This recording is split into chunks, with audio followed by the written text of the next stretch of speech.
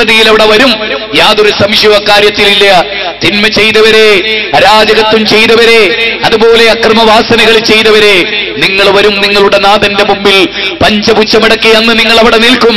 തീർച്ചയായും അത് വുജൂഹു യൗമൈദിൻ നാളിറ ഇലാ റബ്ബിഹാ നാളിറ വവുജൂഹു യൗമൈദിൻ ബാസിറ തظنു അൻ യുഫ്അല ബിഹാ ഫാകിറ കല്ലാ കല്ലാ ഇദാ ബലഗതി التراقي وقيل من راق وظن انه الفراق والتفت الساق بالساق. സൂറത്ത് ഖിയാമയിലെ 75-ാം അധ്യായത്തിലെ 22 മുതലുള്ള വചനങ്ങളാണ്. അതിൽ പറയുന്നത്, അന്ന് ചില ആളുകൾ അവരുടെ നാഥനിലേക്ക് നോക്കും. ചില ആളുകളുടെ മുഖം കരിവാളിച്ചതായിരിക്കും. പാപക്കറകൾ ചെയ്ത് ചെയ്ത് കടുത്തുപോയ മനസ്സുമായി. കല്ലാ ബൽറാന അലാ ഖുലൂബിഹിം മാ കാനൂ യക്സിബൂൻ കല്ലാ ഇന്നഹും അൻ റബ്ബിഹി യൗമൈദിൻ ലമഹ്ജൂബൂൻ. പാപക്കറകൾ ചെയ്ത് ചെയ്ത് മനസ്സ് കടുത്തുപോയിട്ടാണ് അവൻ പടച്ച തമ്പുരാന്റെ സന്നിധിയിൽ വരുന്നത്. 83-ാം അധ്യായം 14-ാമത്തെ 15-ാമത്തെ വചനങ്ങളാണ്. നേരെ മറിച്ച് വേറെ ചില ആളുകളുണ്ട്, അന്നവരുടെ മുഖം പ്രസന്നമായിരിക്കും. മറ്റു ചില ആളുകളുണ്ട്, ബേജാറായിരിക്കും. സ്വർഗത്തിലേക്കെത്താതെ നരകത്തിലേക്കെത്താതെ അത് രണ്ടിന്റെയും ഇടയിലെ ആറാഫുകാരായ ആളുകൾ. നരകത്തിലേക്ക് വേണ്ടിയില്ല തിന്മയും ചെയ്തിട്ടില്ല, സ്വർഗത്തിലേക്കുള്ള നന്മയും ചെയ്തിട്ടില്ല. വ്യഭിചരിച്ചിട്ടില്ല, പക്ഷേ ഭർത്താവിനോടുള്ള കടപ്പാട് പൂർത്തിയാക്കിയിട്ടില്ല. വ്യഭിചരിച്ചിട്ടില്ല, പക്ഷേ ഭർത്താവ് വിളിച്ച പല അന്തികളിലും ഭർത്താവിന്റെ സന്തോഷത്തിന് അവൾ ചെന്നിട്ടില്ല. അതിന്റെ പാപഭാരം അവൾക്കുണ്ട്. നമസ്കരിച്ചിട്ടില്ല, പക്ഷേ അവൾ കള്ളം പറഞ്ഞിട്ടില്ല. ചില കാര്യങ്ങളിൽ അവൾ നന്മയാണ്, ചില കാര്യങ്ങളിൽ തിന്മയാണ്. എല്ലാം കൂട്ടി നോക്കിയപ്പോ നരകത്തിലേക്ക് ഇടാനുള്ള തിന്മയുമില്ല, എല്ലാം കൂട്ടിവെച്ചപ്പോ സ്വർഗത്തിലാക്കാനുള്ള നന്മയുമില്ല. ആറാഫുകാരായി നിൽക്കുന്ന ഒരു വിഭാഗത്തെയും അള്ളാഹുവിന്റെ ഗ്രന്ഥം വിശദീകരിക്കുന്നുണ്ട്. ആ ഖുർആനിന്റെ വിശദീകരണം ലോകത്ത് മിറാക്കിൾ ഓഫ് ദ മിറാക്കിൾ. അഫലാ യതദബ്ബറൂനൽ ഖുർആൻ അം അലാ ഖുലൂബിൻ അഖ്ഫാലുഹാ എന്നല്ല ചോദിച്ച ദൈവിക ഗ്രന്ഥം. അതെ, ലൗ അൻസൽനാ ഹാദൽ ഖുർആന അലാ ജബലിൻ ലറഅയ്തഹു ഖാശിഅൻ മുതസദ്ദിഅൻ മിൻ ഖശിയത്തില്ലാഹ്. അല്ലാഹു അവതരിപ്പിച്ച ഈ ഗ്രന്ഥത്തിന്റെ ഗൗരവം നിങ്ങൾ ഓർത്തിട്ടില്ലേ? ഒരു പർവ്വതത്തിന്റെ ശിഖരത്തിലാണ് ഈ ഗ്രന്ഥമെങ്ങാനും ഇറങ്ങിയതെങ്കിൽ അത് ഭയപ്പാട് കൊണ്ട് പൊട്ടിപ്പോകുമായിരുന്നു. ആ ഗ്രന്ഥത്തെ മടക്കി വെച്ച ഉമ്മത്തെ, ആ ഗ്രന്ഥം പഠിക്കാത്ത ഉമ്മത്തെ സബീനത്തിന്റെ പിന്നാലെ, മാലപ്പാട്ടുകളുടെ പിന്നാലെ, കപ്പപ്പാട്ടുകളുടെ പിന്നാലെ, കുപ്പിപ്പാട്ടുകളുടെ പിന്നാലെ, ബുർദാബൂസീലിയുടെ ആലാപനത്തിന്റെ പിന്നാലെ, മൊയ്തീൻ ഷെയ്ഖിന്റെ മൊയ്തീൻ മാലയുടെ പിന്നാലെ, ഖുതുബിയത്തിന്റെ ഈരടികളുടെ പിന്നാലെ പോയ മനുഷ്യരെ, നാളെ പരലോകത്ത് നിങ്ങളുടെ റസൂൽ നിങ്ങൾക്കെതിരെ പരാതി പറയും. വഖാല റസൂൽ യാ റബ്ബി ഇന്നകും ഇത്തഖദു ഹാദൽ ഖുർആന മഹ്ജൂറാ ഹാദൽ ഖുർആന മഹ്ജൂറാ ഹാദൽ ഖുർആന മഹ്ജൂറാ ഹാദൽ ഖുർആന മഹ്ജൂറാ. അല്ലാഹുവേ, എന്റെ ഉമ്മത്ത് സബീന വായിച്ചില്ലെന്നല്ല, എന്റെ ഉമ്മത്ത് കപ്പപ്പാട്ട് വായിച്ചില്ലെന്നല്ല, എന്റെ ഉമ്മത്ത് മൊയ്തീമാല വായിച്ചില്ലെന്നല്ല, എന്റെ ഉമ്മത്ത് ഖുത്ബാത്ത് വായിച്ചില്ലെന്നല്ല, എന്റെ ഉമ്മത്ത് ഖുർആനിനെ അഗണ്യകോടിയിലേക്ക് തള്ളിക്കളഞ്ഞു. എന്റെ ഉമ്മത്ത് ഖുർആനിനെ അഗണ്യകോടിയിലേക്ക് തള്ളിക്കളഞ്ഞു. എന്റെ ഉമ്മത്ത് അല്ലാഹുവിന്റെ ഗ്രന്ഥത്തെ അഗണ്യകോടിയിലേക്ക് തള്ളിക്കളഞ്ഞു എന്ന് ഹബീബുന റസൂലുള്ളാഹി സ്വല്ലല്ലാഹു അലൈഹി വആലിഹി വഅസ്ഹാബിഹി വസല്ലമ തിരുമേനി പറയുമെന്ന് അല്ലാഹുവിന്റെ ഗ്രന്ഥം 25-ാം അധ്യായം 30-ാമത്തെ വചനത്തിൽ പറയുകയാണ്. അതേ മനുഷ്യരെ, നിങ്ങളൊരു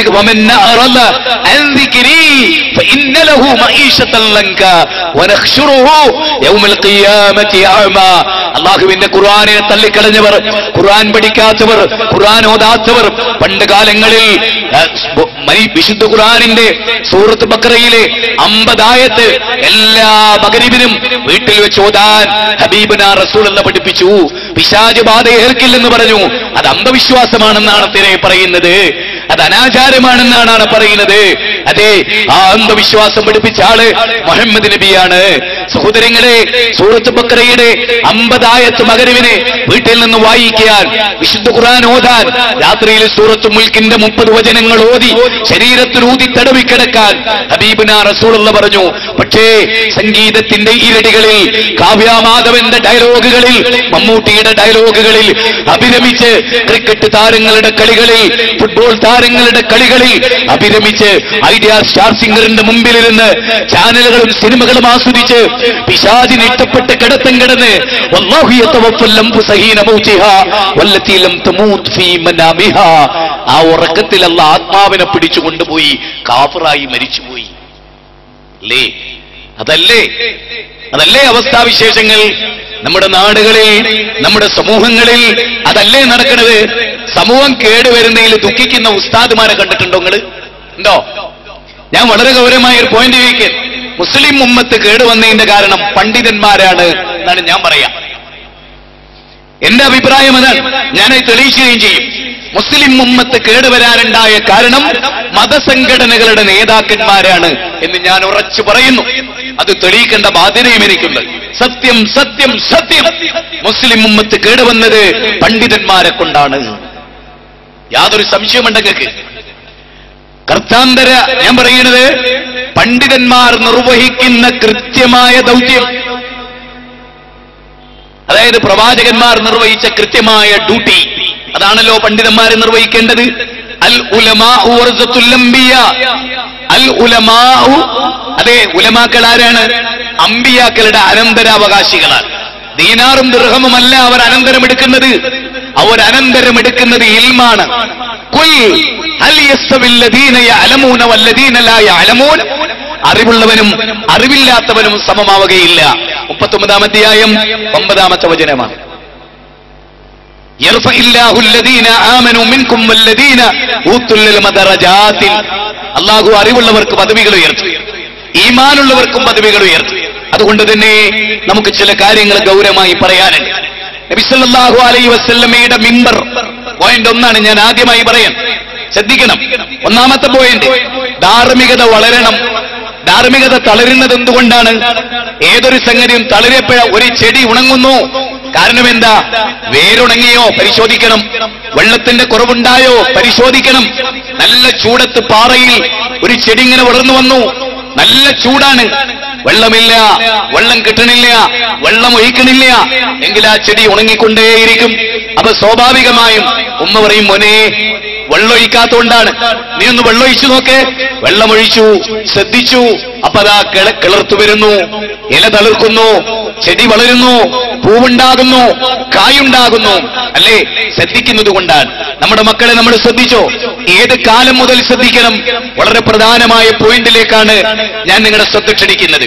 ഹബീബുന റസൂലുള്ളാഹ് ഉഖാലയിൽ, ദുൽമജാസിൽ, മജന്നായിൽ, അതൊക്കെ മാർക്കറ്റുകളാണ്. ആ മാർക്കറ്റുകളിൽ ജനം കൂടുന്നിടത്ത് നബി സല്ലല്ലാഹു അലൈഹി വസല്ലമ പ്രസംഗിക്കും. ശ്രദ്ധിക്കണം. നമ്മുടെ റസൂൽ, ഹബീബായ റസൂൽ സല്ലല്ലാഹു അലൈഹി വസല്ലം, മനസ്സിലായോ? ഒരുപാട് പ്രാസംഗികമാരുണ്ട് നമ്മുടെ നാട്ടില്. കള്ളിക്കള്ളി അറബി തട്ടട്ട കുറെ വലിയ പ്രാസംഗികമാര്, വലിയ കട്ടൗട്ടുകള്. മമ്മൂട്ടിക്കും മോഹൻലാലിനും പോലും ഇല്ല അത്ര പോസ്റ്റർ. അള്ളാഹ് ഹറാമാക്കിയാണ്. മൊയ്ലിയന്മാർക്ക് എല്ലാ ഹറാമും പറ്റും. അതാണ്. ഗൗരവമായി ഞാൻ പറയാ, ഫോട്ടോ വെച്ചിട്ട് പ്രസംഗികന്റെ ഇത് പരിചയപ്പെടുത്തുന്നില്ലേ? ഇസ്ലാം നിഷിദ്ധമാക്കിയതാണ്. മക്കളെ, യുവാക്കളെ, നിങ്ങൾ ശ്രദ്ധിക്കണം. ഉസ്താദുമാരുടെ ഹറാമുകൾ. ഉസ്താദിന് എന്തും പറ്റും. ഉസ്താദിന് എന്ത് തോന്നിയാസോ പറ്റും. തൊപ്പിട്ടാ മതി, താടി ഉണ്ടായാ മതി, ജുബ്ബുണ്ടായാ മതി. യുവാക്കളോടെ ഞാൻ പറയും, നിങ്ങളുടെ എനർജി നിങ്ങൾ ശരിക്കും ഉപയോഗിക്കണം. നിങ്ങൾ ശരിക്കും ഉപയോഗിക്കണം. കട്ടോട്ട് വെച്ച് വലിയ ഫോട്ടോ വെച്ച് പ്രസംഗിക്കുന്ന കുറെ ആൾക്കാരുണ്ടല്ലോ ഇപ്പൊ രംഗത്ത്, കുറെ അറബി തട്ടട്ടോല്. ഓലൊക്കെ ശ്രദ്ധിക്കണം എന്ന് എനിക്ക് പറയാനുള്ളൂ. ഞാൻ വെറുതെ പറയല്ല. ഒരു പ്രസംഗത്തിന് അഡ്വാൻസ് 25,000 കിട്ടണോ? അതിൽ ചിലർക്ക് അഡ്വാൻസ് വീട്ടിലെത്തിച്ചു കൊടുക്കണം 25,000 പ്രസംഗം കഴിച്ചിട്ട്. ചോദിച്ചു നോക്ക്. ഇല്ലേ? മതം ബിസിനസ്സാണ്. മതം ബിസിനസ്സാണ്. നാട് നന്നായാൽ വേണ്ടില്ല, നാട്ടുകാരെന്നായാൽ വേണ്ടില്ല, ഓർക്ക് പ്രസംഗിക്കണം. മനസ്സിലായോ? ജനങ്ങളെ ശരിക്ക് നന്നാക്കാൻ പ്രതീക്ഷിച്ച പ്രസംഗം എന്താണെന്നറിയോ? ഞാൻ പറഞ്ഞുതരേണ്ടത്, ജനങ്ങൾ നന്നാകണോ? അടിസ്ഥാനപരമായി ചില പണിയെടുക്കേണ്ടതുണ്ട്. അതിനെ ഞാൻ പറഞ്ഞ എന്ത്? പ്രവാചക തിരുമേനി ഉക്കാലയിലും ദുൽമജാസിലും മജന്നായിലും പ്യൂർ ഇസ്ലാം പറയും. ഒറിജിനൽ ഇസ്ലാം. നോൺ മുസ്ലിംസിനോട് എല്ലാരും ഓർക്കണം, അവർക്ക് ഇസ്ലാം ശരിയാണെന്ന് തോന്നും. അങ്ങനെ അവർ ഇസ്ലാം സ്വീകരിക്കും. സ്വീകരിച്ച പിന്നെന്താ അവർക്കുള്ള ക്ലാസ്?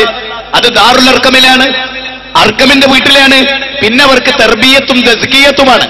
അതായത് ഇസ്ലാം സ്വീകരിച്ച ഒരാൾക്ക് തസ്കിയത്തും തർബീയത്തും അവിടെ വെച്ച് നൽകുകയാണ്.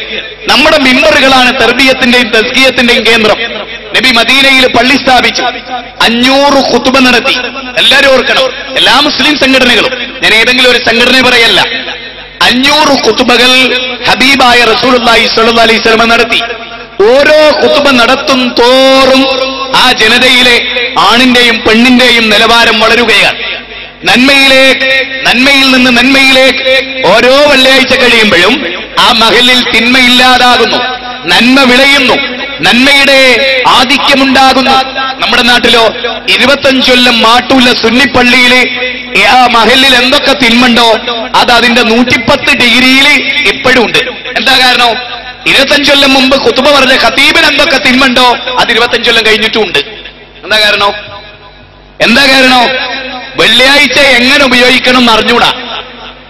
അപ്പൊ ഞാൻ പലപ്പോഴും പറയാറുണ്ട്, പണ്ട് വടകരയിൽ യാദർച്ഛികമായി ജീവിതത്തിൽ എവിടെയോ യാത്രയിൽ കുടുങ്ങി ഒരു സുന്നി പള്ളിയിൽ കയറിയാണ് ഞാൻ ഖുതുബക്ക്.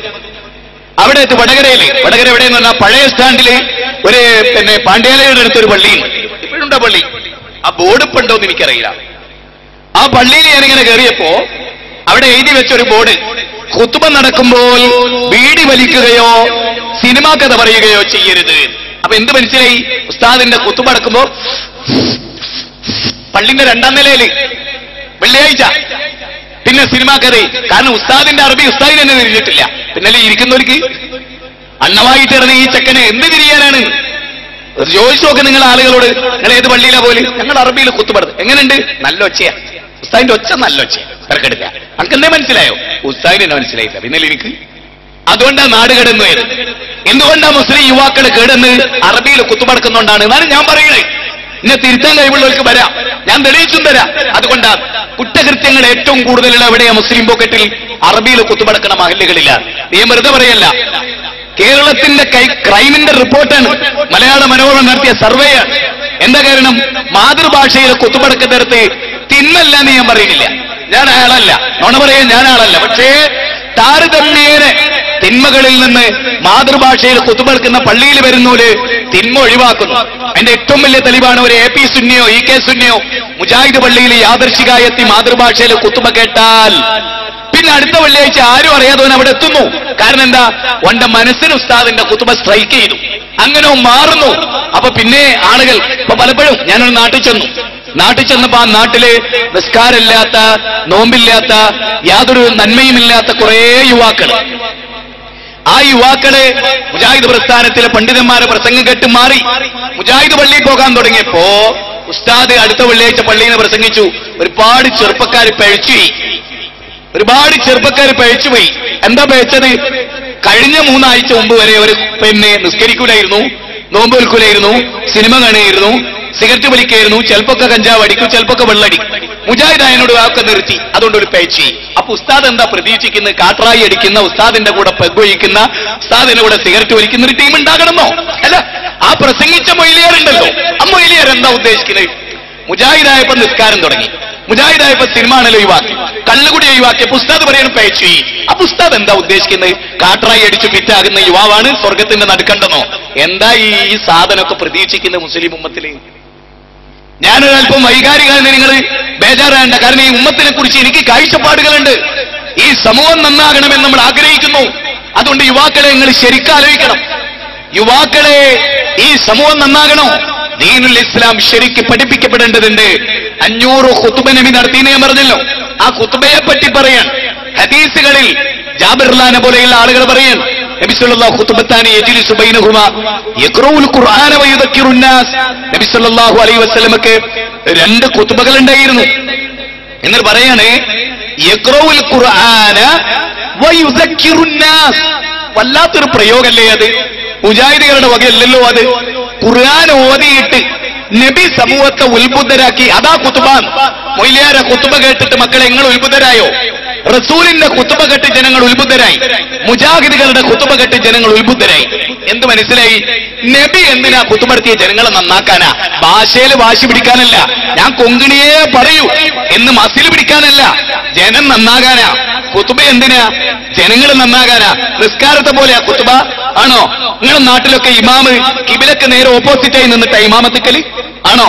കിബില എങ്ങട്ടാണെങ്കിൽ അല്ലാഹു അക്ബർ കുഞ്ഞമ്മയുടെ മുഖത്തേക്ക് നോക്കിയിട്ടാ ഇമാമക്കല് ആണോ? ആണോ? നിങ്ങൾ ആലോചിച്ച് നോക്ക്. നിസ്കാരം പോലെയാ ഖുതുബ. ഖുതുബ ഇമാമ് ജനങ്ങളെ നേരെ തിരിഞ്ഞിക്കുക അല്ലേ?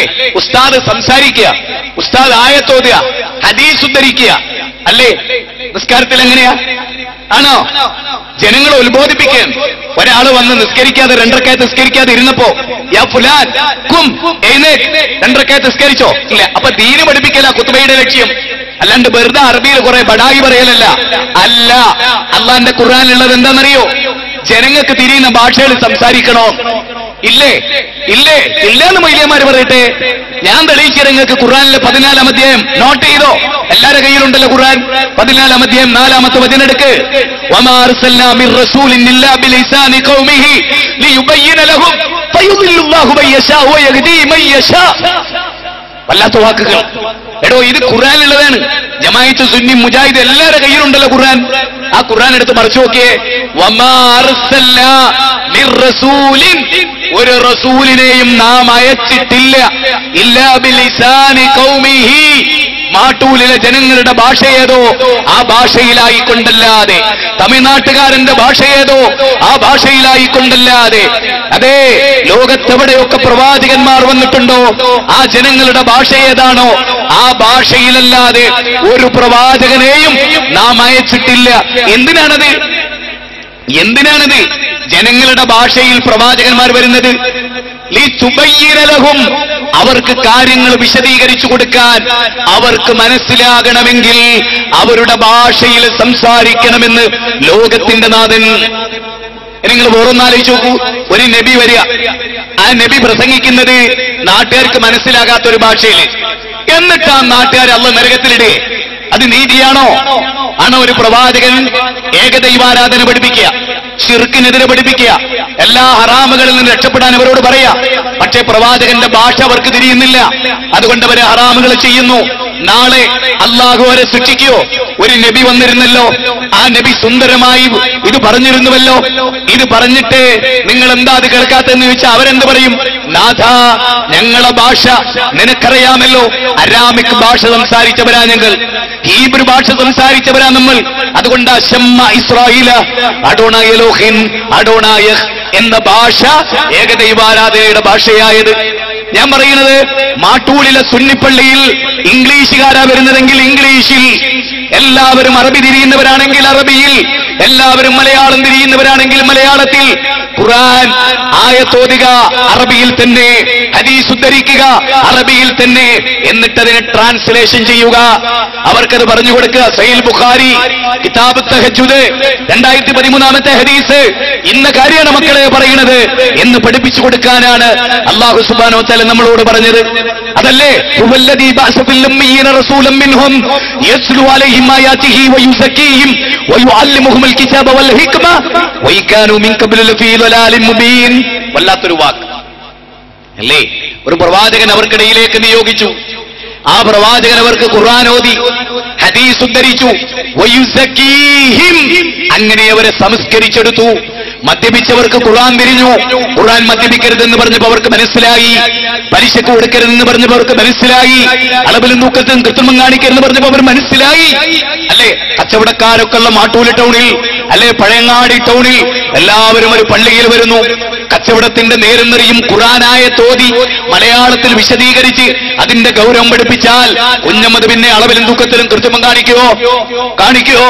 വൈലുൽ മുത്തഫിഫീൻ അല്ലദീന ഇദാ കാലു അലന്നാസി യസ്തൗഫൂൻ വഇദാ കാലുഹും വസനുഹും യുഖ്സിറൂൻ അലാ യظن ഉലൈക അന്നഹും മബ്ഊസൂൻ ലിയൗമിൻ അദീം യൗമ യഖൂമുൻ നാസു ലിറബ്ബിൽ ആലമീൻ യൗമ യഖൂമുൻ നാസു ലിറബ്ബിൽ ആലമീൻ. അളവിലും തൂക്കത്തിലും കൃത്രിമം കാണിക്കുന്നവരെ ലോകനാഥന്റെ മുമ്പിൽ കൊണ്ടുവരും. അതുകൊണ്ട് കുഞ്ഞബ്ദുള്ള, അളവിലും തൂക്കത്തിലും കൃത്രിമം കാണിക്കല്ലേ. ബഷീറേ അളവിലും തൂക്കത്തിലും കൃത്രിമം കാണിക്കല്ലേ, അബ്ദുൽ ഖാദറെ അളവിലും തൂക്കലും കൃത്രിമം കാണിക്കല്ലേ എന്ന് ഖതീബ് ഖുർആൻ ഓതി, സൂറത്ത് റഹ്മാൻ ഓതി, സൂറത്ത് ഹൂദ് ഓതി. ശുഐബ് നബി അളവിലും തൂക്കത്തിലും കൃത്രിമം കാണിച്ചവർക്കെതിരെ ശബ്ദിച്ച ഖുർആനിലെ ആയത്തോതി അവരെ ഉപദേശിക്കുമ്പോൾ മാട്ടൂലിലെ കച്ചവടക്കാരായ മുസ്ലിങ്ങൾ നന്നാകുന്നു. പക്ഷേ അറബിയിൽ ഖുതുബ നടത്തണമെന്ന് വാശി പിടിക്കുന്ന, നരകത്തിലേക്ക് മനുഷ്യരെ ക്ഷണിക്കുന്ന പുരോഹിത വർഗം അവർ നമ്മള് പലപ്പോഴും നമ്മൾ വിചാരിക്കൽ എന്താ, അമേരിക്ക മുസ്ലിങ്ങളുടെ ശത്രു, രാജ്യങ്ങൾ മുസ്ലിങ്ങളുടെ ശത്രു, സംഘപരിവാരങ്ങൾ മുസ്ലിങ്ങളുടെ ശത്രു.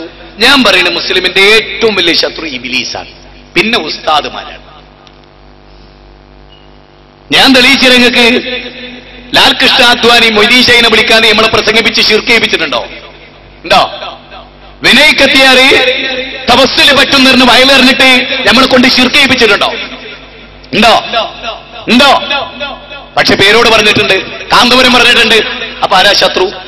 നമ്മളെ കൊണ്ട് ശിർക്കയിച്ച് നമ്മളെ നരകത്തിലെത്തിക്കുന്ന പണിയാടോ ഏറ്റവും വലിയ തിന്മ. അതുകൊണ്ടാണ് ഇബ്ലീസ് നമ്മളെ മുഖ്യ ശത്രുവായത്. അല്ലാതെ ഇബ്ലീസ് പാന്റ് കുപ്പായോട്ട് നമ്മളെ പെങ്ങളെ പിടിച്ച് ബലാത്സംഗം ചെയ്തതിന്റെ പേരിലല്ല ഇബ്ലീസ് മുഖ്യ ശത്രുവായത്. ആണോ? പിച്ചാത്തിയും വാൾക്കത്തി AK-47 ഇബ്ലീസ് വന്നിട്ട് നെല്ലിച്ചതിന്റെ പേരില വിശാജ് മുഖ്യ ശത്രുവായത്. ഓനെ നമ്മളെ കണ്ടിട്ട് പോലുമില്ല. എന്നിട്ട് നമ്മളെ മുഖ്യ ശത്രുവായത് എന്താ? ഓൻ നമ്മളെ കൊണ്ട് ശിർക്ക് ചെയ്യിപ്പിക്കുന്നു, ഹറാമ് ചെയ്യിപ്പിക്കുന്നു. മനസ്സിലായോ? അത് ചെയ്യിപ്പിക്കുന്നവരാരായാലും അവരാ നമ്മുടെ ശത്രു. ഖുർആന്റെ ആയത്ത് ദുർവ്യാഖ്യാനിച്ച് ശിർക്ക് ചെയ്യാൻ ആളുകളെ പ്രേരിപ്പിച്ച ലാൽ കൃഷ്ണ അദ്വാനിയല്ല, വിനയ് കത്തിയാറല്ല, അശോക സിംഗാളല്ല. അവരൊക്കെ വേറെ നിലക്കുള്ളേ നമുക്ക് അഭിമുഖീകരിക്കാവുന്ന ആളുകളാണ്. മുസ്ലിങ്ങളോട് അവർക്ക് വിരോധമുണ്ടോ അല്ലേ? അത് നമ്മൾ വേറെ ചർച്ച ചെയ്യാം. ഞാൻ പറയുന്നത്, താടി വെച്ച, തലപ്പാവ് ധരിച്ച, ജുബ്ബയുട്ട, സക്കാഫി, ദാരിമി, പൈസി എന്നൊക്കെ വാൽക്കഷ്ടമുള്ള ആളുകൾ നമ്മളെ കൊണ്ട് ശിർക്ക് ചെയ്യിപ്പിക്കുന്നുവെങ്കിൽ അവരാണ് നമ്മുടെ ശത്രു. അത് മനസ്സിലാക്കണം. അവർ അറബിയിൽ ഖുതുബ പറയണമെന്ന് വാശി പിടിക്കുന്നുണ്ടെങ്കിൽ എന്തുകൊണ്ട് അറബിയിൽ പിരിവെടുക്കണില്ല? പിരിവ് മലയാളത്തിലാണ്. അത് ശ്രദ്ധിച്ചില്ല നിങ്ങൾ? അതെ, പേരോട് ഉസ്താദ് ഒരു പള്ളിയിൽ അറബിയിലെ ഖുതുബ നടത്തിയാല് അന്നൊരു പിരിവ് വേണമെങ്കിൽ പിരിവ് മലയാളത്തില്. എന്താ അങ്ങനെ? അത് ഉസ്താദിന്റെ പോക്കറ്റിലേക്ക് പണം വരണ്ട, അത് കൗമിന് തിരിഞ്ഞിട്ടില്ലേ പൈസ ഇട്ടൂല. നേരത്തെ പറഞ്ഞ അറബിയിലുള്ള ഖുതുബ അതേപോലെ പിരിവിന്റെ കാര്യത്തിൽ പറഞ്ഞ ഒരു ടവലിട്ട് ഉസ്താദ്, പേരോട് ഉസ്താദ് ഒരു ടവലിട്ട് പിരിവ് ചെയ്തോ അറബിയിലാണ് പറഞ്ഞ്. അതായത് ഉസ്താദിന് പറയാനുള്ള കാര്യം അറബിയിലാണ് പറഞ്ഞ് പിരിവിന്റെ പ്രാധാന്യമൊക്കെ പറഞ്ഞാല് ജനങ്ങൾ എന്താ വിചാരിക്കരു? ഉസ്താദ് നേരത്തെ ഹൗദൊന്ന് ഒതെടുത്തപ്പോ ടവല് നനഞ്ഞപ്പോ ഉണങ്ങാൻ വേണ്ടി വിരിച്ചതാണ്. കൗമെല്ലാം പോവും. അപ്പൊ ഉസ്താദ് ഇങ്ങനെ നിൽക്കൂ, എന്ത് അമുക്കള ഒരു ഉറുപ്പിക ഇട്ടില്ല. എന്താ ഈ അറബിയിൽ അനൗൺസ് ചെയ്യേണ്ടത് ഓർക്ക് മനസ്സിലായില്ല. അതുകൊണ്ട് ഉസ്താദ് ഖുതുബ ഓല നന്നാക്കാനാണല്ലോ, അത് അറബിയിൽ ഓല് എന്നായും മണ്ടിയില്ല, എന്നായാലും മണ്ടിയില്ല. പൈസ എനിക്ക് കിട്ടണ്ടാണല്ലോ, അത് മലയാളത്തിൽ പറഞ്ഞാലേ കിട്ടൂ. അതിനാണോ വഞ്ചന, ചതി? എന്താണോ ഉസ്താദ് അറബിയിൽ പിരിവെടുത്താത്ത്? മുഹമ്മദ് നബി ഖുതുബ അറബിയിലും പിരിവ് മലയാളത്തിലേനു. ആണോ? ആണോ? മുഹമ്മദ് നബി സല്ലല്ലാഹു അലൈഹി വസല്ലം ഖുതുബ അറബിയിലും പിരിവ് മലയാളത്തിലുവാ? ആണോ? നബി ആരോട് സംസാരിക്കുന്നു? അറബിയിൽ. കാരണം ആ പ്രവാചകൻ അറബിയാണ്. അതാണ് ഖുർആൻ പറഞ്ഞത്. ആ കോമൺ സെൻസ്, അത് തിരിയാനുള്ള ഒരു കോമൺ സെൻസ് ആധുനിക സമൂഹത്തിനില്ലേ? അതുകൊണ്ട് എന്റെ യുവാക്കളെ, സകല പള്ളികളിലും എനിക്കൊരു അപേക്ഷയും കൂടിയുണ്ട്. മൊയ്ലിയന്മാരിപ്പോ മലയാളത്തിലും പറഞ്ഞ കാര്യമല്ല, ഈ ഖുറാഫാത്തും ഈ വിധത്തും അല്ലേ മലയാളത്തിൽ പറഞ്ഞാലും പറയാ. അപ്പൊ ആളുകൾ കൂടുതൽ കേടി ചെയ്യാനുള്ള ഒരു പണിയുണ്ട്. വെള്ളിയാഴ്ച കേരളത്തിലെ എല്ലാ പള്ളി മെമ്പറും മുജാഹിദുകളെ ഏൽപ്പിക്കാം. വെള്ളിയാഴ്ച മാത്രം ഖുതുബ മുജാഹിദ് കേരളത്തിലെ എല്ലാ പള്ളിയിലും. നാടും നഗരവും 10 കൊല്ലം കൊണ്ട് ബീദിനില്ല കുളിപ്പിച്ച് സുന്ദര കുട്ടപ്പന്മാരാക്കി കയ്യത്ത് അല്ലാഹുവിന്റെ റസൂലിന്റെ സുന്നത്താചരിക്കുന്ന ലക്ഷക്കണക്കിന് മുസ്ലിം യുവാക്കളെ ആ ഖുതുബയിലൂടെ ഞങ്ങൾ ഉണ്ടാക്കി തരും. വെല്ലുവിളിക്ക് ധൈര്യമുണ്ടോ നിങ്ങൾക്ക്? നേരെ മറിച്ച് നിങ്ങൾ എന്നെ ആലോചിച്ച് നോക്കും. ഞാൻ പറയാം, ഇവിടെ വലിയ പ്രായം ചെന്നവരൊക്കെ ഇത് കേൾക്കണ്ടല്ലോ. 50 കൊല്ലം മുമ്പ് സുന്നി പള്ളിയിൽ പോയ ഖുതുബ കേട്ട നിങ്ങൾക്ക് എന്തെങ്കിലും ഒരു മാറ്റം ജീവിതത്തിൽ ഉണ്ടായിട്ടുണ്ട്? നിങ്ങൾ ഞങ്ങളോട് പറയണ്ട, നിങ്ങളെ നെഞ്ഞത്ത് കൈവച്ച് ഇന്ന് രാത്രി കിടക്കുമ്പോൾ ആലോചിച്ച് നോക്ക്. 50 കൊല്ലം മുമ്പ് ഉസ്താദ് ഖതീബായി വരുന്ന കാലത്തുള്ള എല്ലാ തിന്മയും നിങ്ങളെ മഹലിൽ ഇപ്പോഴും ഇല്ലേ? എന്താ കാരണം? എന്താ കാരണം? ആ കാരണത്തിലേക്ക് വെളിച്ചം വീശുമ്പോഴാണ് ഒരു സമൂഹത്തെ നന്നാക്കിയെടുക്കാൻ ആത്മാർത്ഥമായ പ്രവർത്തനം പണ്ഡിതന്മാരുടെ, മുജാഹിദായാലും സുന്നിയായാലും ജമാഅത്തായാലും ഉണ്ടാവണില്ല നല്ലൊരു ശതമാനം ആളുകളിൽ നിന്ന് എന്ന് വിലയിരുത്തുന്ന ഒരാളാണ്. മറിച്ച് എന്ത് സമൂഹം വിചാരിച്ചാലും സമൂഹം നന്നാകണം, നാട് നന്നാകണം, സമൂഹത്തിലെ യുവാക്കൾ നന്നാകണം എന്നാണോ ആത്മാർത്ഥമായി? എന്നായാലും ഞാൻ പറയുന്നത് കേട്ടു. നബി സല്ലല്ലാഹു അലൈഹി വസല്ലം എങ്ങനെ സമൂഹത്തെ മാറ്റി? ഞങ്ങളോടൊക്കെ ഒന്ന് ചോദിച്ചോട്ടെ ആത്മാർത്ഥമായിട്ട്. കാടലക്കി, നാടലക്കി, തിന്മകളുടെ മൂർത്തിമദ്ഭാവമായി ജീവിച്ച ഉമർ ഇബ്നുൽ ഖത്താബ് റളിയല്ലാഹു എങ്ങനെ മാറി? എങ്ങനെ മാറിയത്? ആ നാട്ടിലെ താന്തോന്നികളായ സുഹൈൽ ബിൻ അംർ എങ്ങനെ മാറിയത്? അബൂ സുഫിയാൻ എങ്ങനെ മാറിയത്? കൂട്ടരെ, ഖുർആനും സുന്നത്തുന്നല്ലേ? അല്ലേ? നബിയുടെ കയ്യിൽ വേറൊരു മാല ഉണ്ടായിരുന്നോ? മാലപ്പാട്ട് ബുർദ ബുസീരി ഉണ്ടായിരുന്നോ?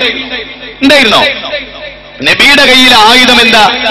ലോകത്തിലെ ഏറ്റവും നല്ല മനുഷ്യർ സ്വഹാബികളല്ലേ? ലോകത്തിലെ ഏറ്റവും ചീത്ത മനുഷ്യരും അവരായിരുന്നില്ലേ? വ്യക്തമായ വഴികേടിലായിരുന്ന ഒരു ജനത അവരായിരുന്നില്ലേ? അതേ ഖുർആനാ പറഞ്ഞത്. 3-ാം അധ്യായം 164, 2-ാം അധ്യായം 129, 2-ാം അധ്യായം 151, 62-ാം അധ്യായം 2-ാമത്തെ വചനം. വ്യക്തമായ വഴികേടിലായിരുന്ന ഒരു ജനപദം, ആ ജനപദത്തെ പ്രവാചകൻ മാറ്റി. അതുകൊണ്ടാ മഹാത്മാഗാന്ധി പറഞ്ഞത് ഉമറിനെ പോലെയുള്ളവർ ഇവിടെ ഭരിക്കണം. ഉമറിന്റെ ജീവിതത്തിന്റെ ആദ്യഘട്ടം നോക്കിയാലോ, കൊന്നും കൊലവിളി നടത്തിയും എല്ലാ തിന്മകളും ചെയ്തും ഊരിയ വാൾ രക്തം കാണാതെ ഉറയിൽ വെച്ച് ശീലിച്ചിട്ടില്ലാത്ത ധിക്കാരിയായ കൊട്ടേഷൻ പാർട്ടിയുടെ ഡയറക്ടറായി ജീവിച്ച ഉമർ എന്ന് പറയുന്ന മനുഷ്യനെ 20 ഭൗതിക സാമ്രാജ്യങ്ങളെയും ഏകാത്മീയ സാമ്രാജ്യത്തെയും ഭരിച്ച ചക്രവർത്തിയാക്കി ലോകത്തിന്റെ നെറുകയിൽ നീതിയുടെ മുഴുവോദാഹരണമാക്കി മാറ്റിയത് ഈ ഖുർആനും സുന്നത്തുമാണെന്ന തിരിച്ചറിവിലേക്ക് കേരളത്തിന്റെ ജനതയെ ക്ഷണിക്കാനാണ് നവോത്ഥാന നായകത്വം വഹിച്ച മുജാഹിദ് പ്രസ്ഥാനം എന്നും ഈ കേരള മണ്ണിൽ പ്രവർത്തിച്ചിട്ടുള്ളത്. സയ്യിദ് സനാഉല്ലാ മക്കി തങ്ങളുടെ, വട്ടം അബ്ദുള്ള ഹാജിയുടെ, സയ്യിദ് മൗലവി രണ്ടത്താണിയുടെ, കെ ഉമർ മൗലവിയുടെ ധീരോദാത്തമായ പോരാട്ടത്തിന്റെ ചരിത്രത്തിന്റെ ഇന്നലകളെ മുജാഹിദ് പ്രസ്ഥാനം ആവാഹിച്ചെടുത്തത് ഈ ഒരു ആദർശത്തിന്റെ ഭൂമികയിൽ നിന്നുകൊണ്ടാണ്. അള്ളാഹുവിന്റെ ഗ്രന്ഥം ഉദ്ധരിക്കുന്നു, ഹദീസുകൾ ഉദ്ധരിക്കുന്നു, ചരിത്ര സംഭവങ്ങൾ ഉദ്ധരിക്കുന്നു, മാനവ സമൂഹത്തിന് പരിവർത്തനമുണ്ടാക്കുന്നു, ജനഹൃദയങ്ങളിൽ അത് അരയാലില പോലെ അപരസ്പന്ദനമുണ്ടാക്കുന്നു. ഈ ചരിത്ര വിപ്ലവം മുജാഹിദുകൾക്കല്ലാതെ മറ്റൊരു പ്രസ്ഥാനത്തിനും സാധ്യമാകാത്തത് അവർ ആദർശത്തെ വിട്ടതുകൊണ്ടാണ്, അല്ലാതെ അവർക്ക് കഴിവില്ലാത്തത് കൊണ്ടല്ല. സഹോദരങ്ങളെ, നാട് നന്നാവണമെങ്കിലേ ഒന്നാമതായി പടച്ചോനെ കുറിച്ച് നോക്കേ. Pandit Jawaharlal Nehru glimpses of world ഹിസ്റ്ററിയിൽ പറയുന്ന ഒരു വാക്ക്, എന്താ വാക്ക്? അറബ് ജനത ഏറ്റവും വൃത്തികെട്ട ഒരു വിഭാഗമായിരുന്നു. ഇപ്പല്ല. നെഹ്റു പറയണേ, ലോകത്തിലെ ഏറ്റവും നല്ല മനുഷ്യരായി അവർ മാറി. എങ്ങനെ? 2 സുപ്രധാനമായ കാര്യങ്ങളിലൂടെ. എന്താ 2 സുപ്രധാനമായ കാര്യം? പണ്ഡിറ്റ് ജവഹർലാൽ നെഹ്റു കണ്ടെത്തിയതാ 2 കാര്യം. അതിന്റെ സത്യവും അതെന്താ? ഒന്ന്, അചഞ്ചലമായ പടച്ചവനുള്ള വിശ്വാസം. 2, ചാഞ്ചലതയില്ലാതെ മരണാനന്തരത്തിലുള്ള വിശ്വാസം. ഈ 2 കാര്യങ്ങളാണ് അറബ് ജനതയെ നന്നാക്കിയത്. അറബ് ജനതയെ നന്നാക്കിയത്. അല്ലേ? നമ്മൾ നന്നാക്കലപ്പോഴാ? ഏകദൈവ ആരാധന ശരിക്കു സ്വീകരിക്കുമ്പോഴാണ്. പലപ്പോഴും നിങ്ങൾക്കറിയാം, അഫ്ളലു ദിക്ർ ലാ ഇലാഹ ഇല്ലല്ലാഹ് എന്നിങ്ങനെ പറയുന്ന ബിദ്അത്ത് നിങ്ങൾ കേട്ടിട്ടില്ലേ? അല്ലേ? നബി പഠിപ്പിക്കാത്ത സമയത്ത്, നബി പഠിപ്പിക്കാത്ത ഒരു സന്ദർഭത്തിൽ ലാ ഇലാഹ ഇല്ലല്ലാഹ് ചൊല്ലുന്ന കേട്ടിട്ടില്ലേ? അവരുടെ മനസ്സിന്റെ ഉള്ളിൽ ലാ ഇലാഹ ഇല്ലല്ലാഹയുടെ മയനയുണ്ടോ? അത് ചൊല്ലിക്കൊണ്ടാണ് ദർഗയിൽ പോണത്. അതിന്റെ അർത്ഥം എന്താ? ലാ ഇലാഹ ഇല്ലല്ലാഹ് തിരിഞ്ഞിട്ടില്ല. ലാ ഇലാഹ ഇല്ലല്ലാഹയുടെ അർത്ഥവും ആശയവും തിരിഞ്ഞാൽ ഓൻ പിന്നെ മുനമ്പത്ത് ബീവിയെ വിളിക്കോ, മമ്പ്രന്നങ്ങളെ വിളിക്കോ, ഉള്ളാളെന്നങ്ങളെ വിളിക്കോ, ഭീമാവും മിശയെ വിളിക്കോ, മുനമ്പത്ത് ബീവിയെ വിളിക്കോ, മൊയ്തീൻ ശൈഖിനെ വിളിക്കോ, റിഫായി ശൈഖിനെ വിളിക്കോ, ഏർവാടി തങ്ങളെ വിളിക്കോ, നാഗൂർ, അജ്മീർ, മുത്തുപേട്ട പ്രദേശത്തിലെ മഹാന്മാരെ വിളിക്കോ. ലാ ഇലാഹ ഇല്ലല്ലാഹയുടെ പൊരുളറിഞ്ഞവൻ ഇല്ല. അത്ഭുതകരമായ ഒരു കാര്യം ഞാൻ പറയാം.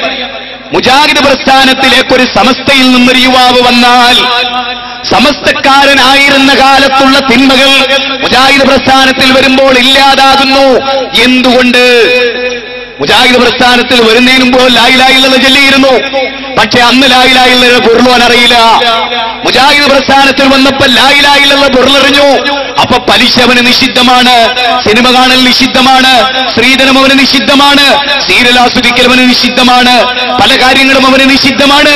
കാരണം അള്ളാനെ ശരിക്കറിഞ്ഞാലേ അള്ളാനെ ശരിക്ക് ഉൾക്കൊള്ളാൻ കഴിയൂ. ഫഅലം, അതുകൊണ്ട് നിങ്ങൾ അറിയണം, അന്നഹു ലാ ഇലാഹ ഇല്ലല്ലാഹ് ഫഅലം അന്നഹു ലാ ഇലാഹ ഇല്ലല്ലാഹ്, ലാ ഇലാഹ ഇല്ലല്ലാഹ് ശരിക്കറിഞ്ഞാലേ ദുൽമില്ലാതാകൂ.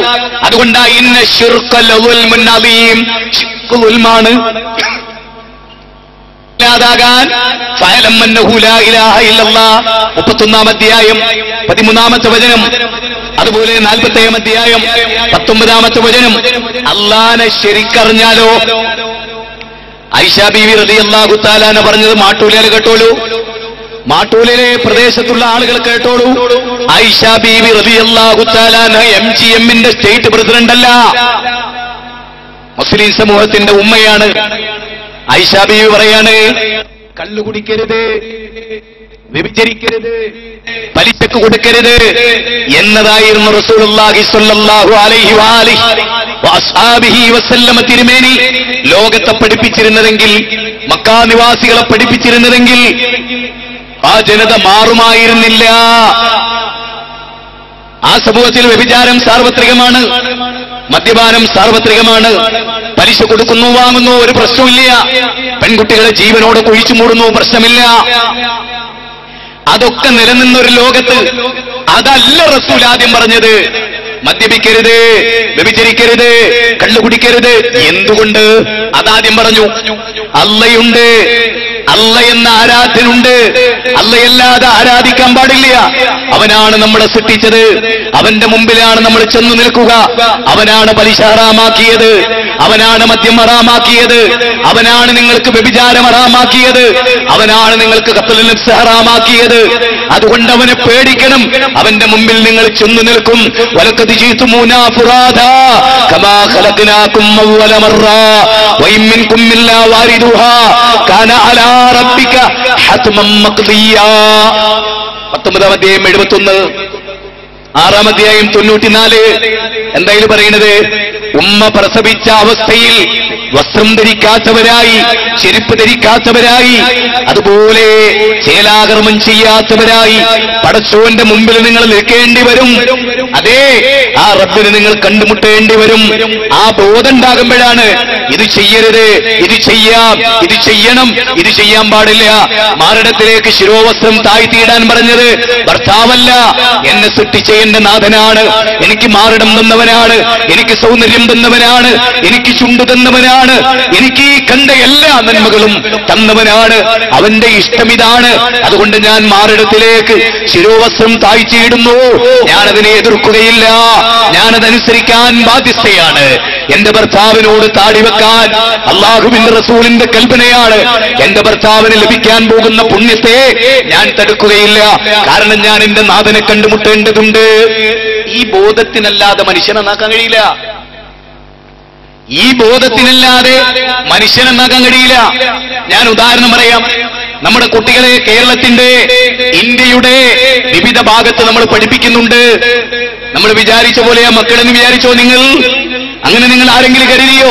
ഇവിടുന്ന് പോകുമ്പോ മഫ്ത ധരിച്ച മോള് ട്രെയിനിൽ ഹോസ്റ്റലിൽ എത്തുന്നവരെ മഫ്ത ധരിക്കുന്നു നിങ്ങൾ ആരെങ്കിലും വിചാരിക്കലുണ്ടോ? ഉണ്ടെങ്കിൽ നിങ്ങൾക്ക് തെറ്റി. നിങ്ങളെ മോള് ഇവിടുന്ന് കയറി അടുത്ത സ്റ്റോപ്പ് എത്തുന്നതിന് മുമ്പ് ടൈറ്റ് ജീൻസ് ധരിക്കുന്നുണ്ട്, ടീഷർട്ട് ധരിക്കുന്നുണ്ട്. പറ്റുമെങ്കിൽ പരമാവധി ശരീരത്തിന്റെ കാണിക്കേണ്ടതൊക്കെ പുറമ്പോക്കായി കാണിച്ചുകൊണ്ടാണ് ആര് മുഖംമൂടി ധരിച്ച് നിങ്ങളുടെ മുമ്പിൽ നിന്ന് ഇറങ്ങി നിങ്ങളുടെ മകൾ 3-4 പുരുഷന്മാരെങ്കിലും ഒക്കെ കാമുകന്മാരായിട്ടുണ്ട്. കേരളത്തിന്റെ അവസ്ഥയെ പറയുന്നത് ക്ഷമിക്കണം, കയറി തല്ലണ്ട. വസ്തുത അതാണ്. കല്യാണത്തിനു മുമ്പ് പലതവണ ഗർഭിണികളാകുന്ന പെൺകുട്ടികളുടെ കഥയാണ് ലോകത്തുള്ളത്. മറ്റോൻ കടിച്ചു മുമ്പിയ ചണ്ടിയാണ് എന്റെ മണിയറയിലേക്ക് ഫസ്റ്റ് നൈറ്റിൽ വരുന്നതെന്ന് ചുരുക്കം. ക്ഷമിക്കണം, ബേജാറാകണ്ട. അങ്ങനെ ആ ലോകം കേട്ടോ. അതിനൊക്കെ അറുതി വരണമെങ്കിലേ കണ്ണുകൊണ്ട് കാണുന്ന കാഴ്ചകളായത്. ഈ കാഴ്ചകൾ ഒന്ന് ബാംഗ്ലൂർ പോയി നോക്ക്. ഒന്ന് ബാംഗ്ലൂർ പഠിക്കുന്ന കുട്ടികൾ, മോളെ ഹോസ്റ്റലിൽ സുഖാണോ? ആരൊക്കെ അവിടെ? അത് എന്റെ ലില്ലിയുണ്ട്, ധാരയുണ്ട്, ശിവതി നമ്മൊന്ന് കൊടുക്ക്. അപ്പൊ പറയാ അവള് പുറത്തു പോയതാണ്, ടോയ്ലറ്റിലാണ്. അങ്ങനത്തെ ഒരു പെൺകുട്ടി തന്നെയില്ല. ഓൾ ആൺകുട്ടികളെ കൂടെ റൂമിൽ കിടക്കുക ഒരു ബെഡില്. 5 കൊല്ലം എഞ്ചിനീയർ ആയത് അങ്ങനെ. ആരാൻ ചെക്കന്റെ കൂടെ 5 കൊല്ലം കിടന്നിട്ട് ബാംഗ്ലൂർ പോയി അന്വേഷിക്കി. ബാംഗ്ലൂർ പോയി അന്വേഷിക്കി. കോയമ്പത്തൂരും ബാംഗ്ലൂരും പഠിച്ചാലേ കുട്ടി ഉന്നതാവെന്ന് വിചാരിച്ചോടാൻ പറയുന്നത്. അവിടുത്തെ പ്രിൻസിപ്പാൾ വരെ പറയുന്നത് എന്തറിയോ? പരമാവധി കേരളത്തിൽ മക്കൾ എങ്ങോട്ട് അയക്കരുത്, ഇങ്ങോട്ട് അയക്കണ്ട. എന്താ അവിടുത്തെ സ്ഥിതി അറിയോ? റോട്ടില് സിഗരറ്റും വലിച്ച് ടൈറ്റ് ജീൻസും ഇട്ട് കക്ഷത്തിലെ രോമവും കാണിച്ച് പെണ്ണുങ്ങൾ നടക്കുന്ന നാടാത്. ഞാൻ പച്ചക്ക് പറയാ, അങ്ങനത്തെ നാട്ടിലെ നമ്മളെ മക്കളെ കൊണ്ടുപോയി ചേർത്തി. മനസ്സിലായോ? മനസ്സിലാവണുണ്ടോ നിങ്ങൾക്ക്? പറ്റിക്കാണ്, ചതിക്കാണ്. പണ്ട് കാലത്തൊക്കെ ലാൻഡ് ഫോൺ ഉണ്ടായിരുന്നു, അത് ശബ്ദിച്ച എല്ലാവരും കേൾക്കാം. ഇന്നെന്താ അവസ്ഥ? ഇന്ന് മൊബൈലിൽ എന്തൊക്കെയുണ്ട്? വാട്സപ്പ് ഉണ്ട്, ഇന്റർനെറ്റ് ഉണ്ട്, എന്തൊക്കെ മെസ്സേജുകളുണ്ട്, SMS ഉണ്ട്, എന്തൊക്കെയുള്ളത്. പണ്ടതൊന്നുമില്ല. പണ്ടിപ്പോ ഹോസ്റ്റലിൽ പോലെ എന്തുണ്ടാകും, ഓഫീസിൽ ഒരു ഫോൺ ഉണ്ടാവും. മേഡം പറയും, മോളെ അമ്മ വിളിച്ചിരുന്നു, ഉമ്മ വിളിച്ചിരുന്നു. രാത്രി 9 മണിക്ക് ഉമ്മ വിളിക്കും. അപ്പൊ മേഡത്തിന്റെ സാക്ഷ്യത്തിൽ മകൾ ഉമ്മാന്റെ ഫോൺ എടുക്കും. ഇന്നോ ഇത്തരമുള്ള ഫ്ലാറ്റ് TV പോലത്തെ മൊബൈലാ കയ്യില്. അത് താങ്ങി പിടിക്കാൻ ഒരു പോർട്ടർ കൂടെ. കാരണം പടച്ചോൻ പടച്ച കയ്യിൽ ഒതുങ്ങണ്ടേ സാധനം. ഈ സാംസങ്ങിന്റെ സാധനം പടച്ചോൻ പടച്ച കയ്യിൽ ഒതുങ്ങണ്ടേ അല്ലേ? അത് ഒതുങ്ങണ്ടേ? അതുകൊണ്ടൊരു പോർട്ടറേ. മനസ്സിലായോ? അങ്ങനെ കുത്തിക്കളിക്കുന്ന സാധനമല്ലേ തോണ്ടിക്കളിക്കണേ. മനസ്സിലായില്ലേ? അതുകൊണ്ടുണ്ടാവണ ദുരന്തം അറിയോ? ഒരു സിനിമ കാണാൻ പോയ അതിൽ നടീനടന്മാര് രണ്ടോ മൂന്നോ ആളുണ്ടാവും. ഒരു മൊബൈൽ ഉണ്ടെങ്കിലോ ലക്ഷക്കണക്കിന് ഉടുതുണിരിഞ്ഞ പെണ്ണിന്റെ കൂടെ എന്റെ മോന് കിടന്നുറങ്ങണ ഈ രാത്രി ഒറ്റയ്ക്ക് ബെഡ്റൂമില്. അറിയോ നിങ്ങൾക്ക്? നിങ്ങൾക്കറിയോ ഉമ്മമാരെ? നിങ്ങൾക്കറിയോ അമ്മമാരെ? നിങ്ങൾക്കറിയോ അച്ഛന്മാരെ? നമ്മുടെ മക്കളുടെ പുതിയ യുഗം, പുതിയ ലോകം, പുതിയ സുഖഭോഗങ്ങൾ, പുതിയ ആനന്ദങ്ങൾ, പുതിയ അശ്രുബിന്ദുക്കൾ, അതെന്താണെന്നറിയോ നിങ്ങൾക്ക്? അതുകൊണ്ട് ജാഗ്രത പുലർത്തുക. പരമാവധി കുട്ടികൾ, പെൺകുട്ടികള് വലിയ വലിയ പഠനമൊന്നും ഇന്നത്തെ ലോകത്ത് ആവശ്യമില്ല. അത് ഞാൻ തെളിയിച്ചിരുങ്ങൾക്ക്, ഞാൻ പറഞ്ഞു തരും. ഈ അടുത്ത കാലത്ത് നടന്ന നിരീശ്വരവാദികളുടെ പഠനം അത് തെളിയിക്കുന്നെന്താ? ഞാൻ ഒന്ന് ചോദിച്ചോട്ടെ, ജോസഫ് ഇടമറക് ലോകം കണ്ട യുക്തിവാദികളിൽ നമ്പർ 1. ആ ജോസഫ് ഇടമറക് പോലും സ്വന്തം മകളെ ഗീതയെ വിവാഹം ഉറപ്പിച്ചിട്ട് കാമുകന്റെ കൂടെ 1 മണിക്കൂർ പോലും വിട്ടിട്ടില്ല. എന്താ? വിവാഹത്തിന് മുമ്പ് ഒരു ചെറുപ്പക്കാരന്റെ കൂടെ ഒരു പെണ്ണിനെ വിടുക എന്നുള്ളത് മോശം ഏർപ്പാടാണെന്ന് പടച്ചോനെ പേടിയില്ലാത്ത നിരീശ്വരവാദി പോലും അല്ലേ? നിങ്ങൾ ആലോചിച്ച് നോക്ക്, നമ്മുടെ നാട്ടിൽ അന്റെ പെണ്ണുങ്ങള്, അന്റെ ഭാര്യ പള്ളിയിൽ പോലുണ്ട്. മൊയ്ലിയാര് ഹറാമാട്ടോ. ഒതായിലെ പള്ളിയില് മുജാഹിദുകളെ നെറ്റിത്തടം പെടിയാ തായമ്പ്. പെണ്ണുങ്ങളെ പള്ളി പറഞ്ഞേക്കരുതിട്ടോ. മോളെ ഒറ്റക്ക് ട്രെയിനിൽ കയറ്റി ആരാന്റെ കൂടെ ഇരുത്തി ആരാന്റെ കൂടെ കിടത്തി കൊണ്ടേക്കോ, അതിന് കുഴപ്പമൊന്നുമില്ല. അതിൽ ഹറാമും വിദ്യത്വം ഒന്നുമില്ല. ഇത് പള്ളിയിൽ പോയ ഒരു പെണ്ണ് നിസ്കരിച്ച ഒരു കുത്തുബ കേട്ട മൊയ്ലിയാരെ കണ്ണില് ഹറാമ്, വ്യഭിചാരം. സ്വന്തം മക്കളെ പയ്യന്നൂരിൽ നിന്നോ പുതിയങ്ങാടിയിൽ നിന്നോ ട്രെയിനിൽ കയറ്റി അവൾക്ക് മംഗലാപുരം പോകാം, ബോംബെയിൽ പോകാം, ഒറ്റക്ക് തൊട്ടടുത്ത സ്റ്റോപ്പ് അന്യ കൂട്ടുകാരന്റെ കൂടെ കിടക്കാം, മലക്കാം, കുഴപ്പമില്ല. ഹറാമില്ല വലിയമാരെ. പെണ്ണുങ്ങൾ പള്ളിയിൽ പോയി ഖുർആനും സുന്നത്തും പഠിച്ച ഹറാമിന്റെ ഫത്വ പറയുന്ന ഉസ്താദുമാരെ, ഐഡിയ സ്റ്റാർ സിംഗറിൽ തിളങ്ങുന്ന പെൺകുട്ടികളെ കുറിച്ച് ഹറാമിന്റെ ഫത്വ പിടിക്കാൻ എവിടെ നിങ്ങളുടെ ധീരോദാത്തമായ നാവുകൾ? എവിടെ? ആധുനിക ലോകത്ത് വിവിധ പ്രദേശങ്ങളിൽ പഠിച്ച് ജീവിതത്തിന്റെ പരിശുദ്ധത കളഞ്ഞുപോയ പെൺകുട്ടികൾക്ക് ഹറാമിന്റെ ഫത്വ പഠിപ്പിക്കാൻ എവിടെ നിങ്ങളുടെ കിതാബുകൾ? അതുകൊണ്ട് ജീവിതത്തിന്റെ ഏത് ഘട്ടത്തിലും ആലോചിക്കാൻ ചില കാര്യങ്ങൾ പറഞ്ഞുതരാം. മരണത്തിന് ശേഷമുള്ള ജീവിതത്തെക്കുറിച്ച് ചിന്തിച്ചിട്ട് ജീവിക്കുന്നവരെ സംബന്ധിച്ചിടത്തോളമുള്ള കാര്യങ്ങൾ പറഞ്ഞുതരാം. കുഞ്ഞുനാള്, ഏതൊരു കുഞ്ഞിന്റെ കുഞ്ഞുനാളും ഏറ്റവും ശ്രദ്ധിക്കേണ്ട കാലഘട്ടത്തിലാണ് നമ്മൾ ജീവിക്കുന്നത്. അതായത് മോഡേൺ സയൻസ് പറയുന്നത് 3 മാസമാകുമ്പോ ഗർഭപാത്രത്തിൽ ഒരു കുട്ടി 3 മാസമായാൽ തന്നെ കുട്ടി കേൾക്കും. അതായത് ഉമ്മ പാട്ട് കേൾക്കുകയാണെങ്കിൽ കുട്ടിയും കേൾക്കും. ഗർഭപാത്രത്തിൽ നിന്ന് 3 മാസം പ്രായമുള്ള കുട്ടി ഉമ്മ കേൾക്കുന്ന സംഗീതം കേൾക്കുന്നു. വിശുദ്ധ ഖുർആൻ കേൾവിയാണ് ഗർഭപാത്രത്തിൽ ആദ്യം ഉണ്ടാവുക എന്ന് പറഞ്ഞു. കേൾവി, അതായത് ബാപ്പമ്മാനെ എന്നും തെറി പറയുന്നതാണെങ്കിൽ ഈ കുട്ടി കേൾക്കുന്നു. ആ വീട്ടിലെന്നും ഖുർആൻ ഓതുകയും സീരിയലും സിനിമയൊന്നുമില്ലെങ്കിലോ ഗർഭപാത്രത്തിലെ കുട്ടി നല്ലത് മാത്രം കേൾക്കും, നല്ലത് മാത്രം അറിയാം. അവൻ ജനിച്ചു വീണാലും ഉമ്മ നല്ലതേ ചെയ്യൂ, അല്ലേ? ചെറിയ കുട്ടികൾ സ്കൂളിൽ പോയി തിരിച്ചു വരുമ്പോ അസംസ്കരിക്കുന്ന ഉമ്മാനെയാ കാണുക. നേരെ മറിച്ച് നമ്മുടെ മിക്ക വീടുകളിലെയും അവസ്ഥ എന്താ? നമ്മുടെ മിക്ക വീടുകളിലെയും അവസ്ഥ എന്താണ്? മക്കൾ കയറി വരുമ്പോ ഉമ്മ ഉണ്ടക്കണ്ണു വരുത്തി ചാനൽ മുമ്പിൽ കുത്തിരിക്കാണ്. എപ്പിസോഡിലെ 58ാമത്തെ എപ്പിസോഡ് ഇങ്ങനെ കണ്ണുരുട്ടി കേൾക്കുകയാണ്. അപ്പൊ മോൻ ചോദിച്ചു, ഉമ്മ കിബില മാറിപ്പോയോ? എന്ത് മോനെ? അല്ലമ്മ അങ്ങട്ടായിരുന്നല്ലോ കിബില, മുസല്ല ഇങ്ങട്ടിട്ട് അത് മോനെ ഒരു സ്റ്റെപ്പ് തെറ്റിപ്പോണ്ടിക്കാൻ അസർ കിബില എങ്ങട്ടാക്കിയതാ. കാരണം ടി വിയിൽ നോക്കണം, നിസ്കരിക്കാൻ രണ്ടും നടക്കില്ല. അങ്ങനത്തെ ഒരു കൗമ് തള്ളച്ചികള് ഈ നാട്ടിലിട്ട് കഴിയും. മുട്ടിയെടുത്ത് തലക്കൊരൊറ്റടിയായിട്ട് അടിക്കണം, മരിച്ചാട് പോണം, എന്നിട്ട് അവിടെ തന്നെ കവറടക്കുക. ആ ടൈൽസ് മാന്തിയിട്ട് അവിടെ തന്നെ, എന്നിട്ട് അതിന്റെ ഉള്ളിൽ ഒരു ടിവിയും വെച്ചു കൊടുക്കുക, അതിലൊരു കണക്ഷനും, അവിടെ കിടന്ന് മരിക്കട്ടെ. എന്തിനാ പെണ്ണുങ്ങളെ നിങ്ങളൊക്കെ അന്ന് പഠിച്ചത്? എന്തിനാ അന്ന് നിങ്ങളെ പഠിച്ചത്? ഈ ജന്തുവിന്റെ വൃത്തികെട്ട ഉടുതുണി വിരിഞ്ഞത് കാണാനോ? അതിനാണോ അന്ന് നമ്മളെ പഠിച്ചത്? കഷ്ടം കഷ്ടം. കുൻതും ഖൈറ ഉമ്മ ഉഖ്രിജത് ലിന്നാസ് തഅമുറൂന ബിൽ മഅറൂഫ് വതൻഹൗന അനിൽ മുൻകർ വതുഅ്മിനൂന ബില്ലാഹ് വകദാലിക ജഅൽനാകും ഉമ്മത്തൻ വസതൻ ലിതകൂനു ശുഹദാ അലൻ നാസ് വയകൂന റസൂലു അലൈക്കും ഷഹീദാ എന്ന് പറഞ്ഞൊരു ഉത്തമ തലമുറ, ലോകത്തിന് മാതൃക കാണിക്കേണ്ട തലമുറ. ولا تقف ما ليس لك به علم ان السمع والبصر والفؤاد كل اولئك كان عنه مسؤولا. നിന്റെ കേൾവി, നിന്റെ കാഴ്ച, നിന്റെ ചിന്താശേഷി നാളെ പരലോകത്ത് വിചാരണക്ക് വിധേയാക്കപ്പെടും. ഏറ്റവും രസം എന്താ അറിയോ? ഒരു സ്ത്രീ ചാനൽ ഇങ്ങനെ കണ്ടുകൊണ്ടിരിക്കാൻ, അപ്പൊ ഒരു കള്ളൻ ഇങ്ങനെ കയറിപ്പോവാൻ. ഞാൻ പോകാനായിട്ട് പറഞ്ഞു, ഇത് ഒരു വീട്ടിലേക്ക് ഇത് ചാനൽ കണ്ടുകൊണ്ടിരിക്കുമ്പോ ഓളത്തില്ലേ ശ്രദ്ധയില്ല. ഓൻ പോയിട്ട് ഓളോ സ്വർണ്ണാഭരണവും പണമൊക്കെ എടുത്ത് തിരിച്ചൊക്കെ സഞ്ചിയിലാക്കി തിരിച്ചും കൊണ്ട് നാത്താത്ത ഞാൻ പോട്ടെ, ഓ നിങ്ങൾ പോയിട്ട് വരി. 5 മിനിറ്റ് കഴിഞ്ഞപ്പോ മനസ്സിലായത് ആരെയും ഇവിടെ വന്ന് ആരെയും ഇവിടെ പോയത് ഷെൽഫ് പോയി നോക്കുമ്പോ സ്വർണ്ണാഭരണം കാണില്ല. കള്ളം കയറിയതോള് കണ്ടിട്ടുണ്ട്, കണ്ണുകൾ ഇറങ്ങിയോ കണ്ട്. സ്വബോധമല്ല, കാരണം ലക്ഷ്മി തുള്ളുന്നത് കാണണ്ടേ? സ്വർഗത്തിലേക്ക് മുതൽക്കൂട്ടല്ലേ? 550 എപ്പിസോഡ് കണ്ടില്ലേ ഈ ഫിർദൗസുൽ അയലയിലെ? അമിന നല്ല പേര്, മാട്ടൂലല്ലേ? അതെ, അനക്ക് സ്വർഗം. കാവ്യമാധവന് നല്ല കണക്ഷൻ ആയിരുന്നു അല്ലേ? നമ്മുടെ കുത്തിരിനോ കേട്ടോ, ദേഷ്യം പിടിച്ചു പോവും. ഖുർആനും